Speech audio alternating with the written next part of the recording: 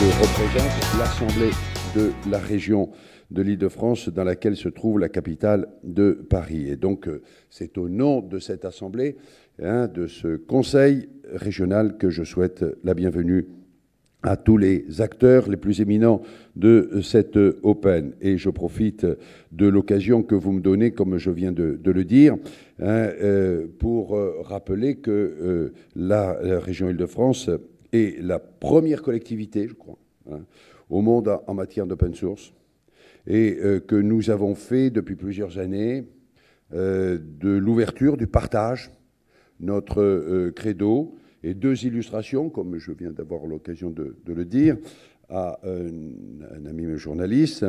Depuis 3 ans, nous avons distribué plus de 800 000 clés USB. Aujourd'hui, c'est l'intégralité des 500 000 lycéens et enseignants qui disposent d'un bureau comprenant les meilleures applications de l'Open du moment. L'an dernier, nous avions ici même, je crois, par la voix de Marc Lipinski, annoncé le lancement de Lily, notre grand projet d'environnement numérique de travail pour les lycéens. Et cette année, ce sont près d'une centaine de lycées qui seront équipés de cet environnement numérique de travail libre et ouvert. Et à ce titre, les sources intégrales de Lily, développées pour nous par la société Logica, ont été versées dans la Forge de l'Adulact et sont donc disponibles pour les développeurs. Signe que ce choix de l'Open était le bon. Nous avons déjà passé plusieurs accords avec les départements. C'est ce que j'expliquais, voilà, un instant dans l'organisation administrative de notre pays et donc de notre région, avec les départements de la région. En Seine-Saint-Denis, par exemple, Lily a déjà une petite sœur, Célia, qui sera déployée dans les collèges, donc au-dessus des écoles, dans les collèges de ce département. Et donc, à terme, ce sont plusieurs millions de franciliens, élèves, parents, professeurs qui utiliseront quotidiennement cette ENT totalement libre. Dernière, pour aller vite, pour ne pas trop prendre de temps sur le déroulement de la table ronde qui doit suivre, dernière illustration de l'action de la région, c'est le cloud computing. Et nous nous sommes lancés dans cette nouvelle aventure avec plusieurs écoles d'ingénieurs et des universités. L'objectif de ce nuage est d'offrir du calcul, du stockage, des outils collaboratifs largement ouverts, en particulier pour les usages de l'e-education. Le projet Marguerite permettra des développements nouveaux, en particulier en termes de middleware, mais aussi dans le domaine des hautes puissances de calcul. Ainsi, Marguerite est un étage de plus à notre construction globale de solutions ouvertes et partagées.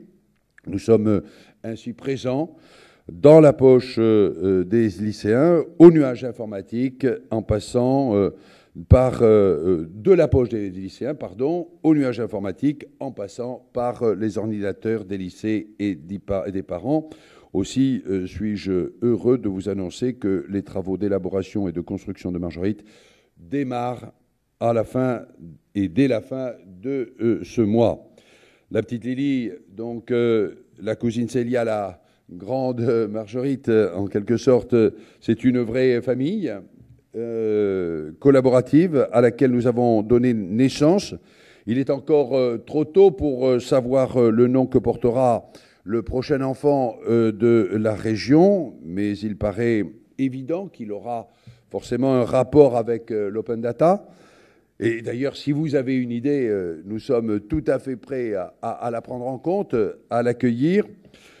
Il était, je pense, en m'arrêtant désormais, il était, je crois, important quand même de vous rappeler que le Conseil régional de l'Île-de-France porte une vraie volonté politique, un projet. Nous creusons progressivement un sillon qui participe de la modification du monde des technologies de l'information. Nous avons depuis longtemps la conviction que l'ouverture et le partage, l'innovation par la collaboration constituent une sorte de sens de l'histoire, comme je le rappelais voilà quelques minutes durant l'interview qui a précédé ma venue parmi vous. Et la région, dois-je le dire, souhaite jouer un rôle central dans ce changement de paradigme, de compréhension du monde. Il y a parmi nous, je le sais ici ce matin, des experts internationaux qui viennent de nombreux pays et de loin. Il est donc très important de rappeler une fois de plus que Paris et sa région, l'Île-de-France, c'est une concentration de talents, d'innovateurs, un travail efficace des pôles de compétitivité tels que Systématique, Cap Digital, mais également donc une volonté politique forte, portée en commun, portée à la fois par la ville capitale, Paris, et par sa région, l'Île-de-France toute entière. Et donc cela me permet de dire avec beaucoup de force à vous toutes et vous tous, actrices et acteurs du logiciel libre, que vous êtes ici, à Paris, en Île-de-France, complètement chez vous. Un petit mot sur la table ronde qui va se dérouler dans quelques instants. Pour une institution publique comme la région Île-de-France, la question de l'open data, l'ouverture à tous des sources et des documents, bien sûr, n'a rien d'évident, vous le comprendrez aisément. Les sujets traités par la région, s'ils sont déterminants pour le quotidien des Franciliens, ne sont pas toujours immédiatement compréhensibles et réutilisables, puisque, de toute façon, l'objectif est bien la transparence, mais aussi, justement, la réutilisation. J'aurais pu dire d'ailleurs ici, ça aurait été un peu une flagranterie de ma part, étant donné mes compétences, mais j'aurais pu dire ici, dans ce cadre de Mashup, évidemment, mais il nous faut faire un travail préalable de classement, de mise aux normes, à l'occasion de la dernière campagne électorale, puisque, en effet, je le dis à nos amis étrangers, la campagne des régionales, l'élection régionale en France a eu lieu au mois de mars dernier, au mois de mars 2010, et donc nous sommes un nouveau conseil régional, une nouvelle assemblée. Donc à l'occasion de la dernière campagne électorale, nous avons pris, Jean-Paul Huchon, le président, en tant que candidat, nous avons pris des engagements sur cette question de l'open data, de verser dans le domaine public des données qui, sous la forme la plus appropriée, pourront être justement réutilisables. Nous évaluons actuellement la faisabilité technique de cet engagement. Cela nécessite incontestablement des moyens humains, une véritable rupture, on sans doute, dans les comportements. C'est complexe. Et comme vous tous, nous sommes persuadés que cela peut être une nouvelle avancée démocratique importante à notre volonté d'ouverture et de partage. Il nous faut indiscutablement, et nous le pensons profondément, il nous faut ajouter de la transparence et de la fluidité.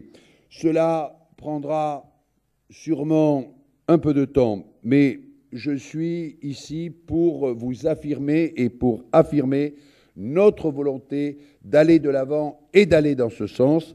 Voilà donc posé l'un des enjeux de la démocratie ouverte dans le cadre de la table ronde qui va se dérouler dans quelques instants.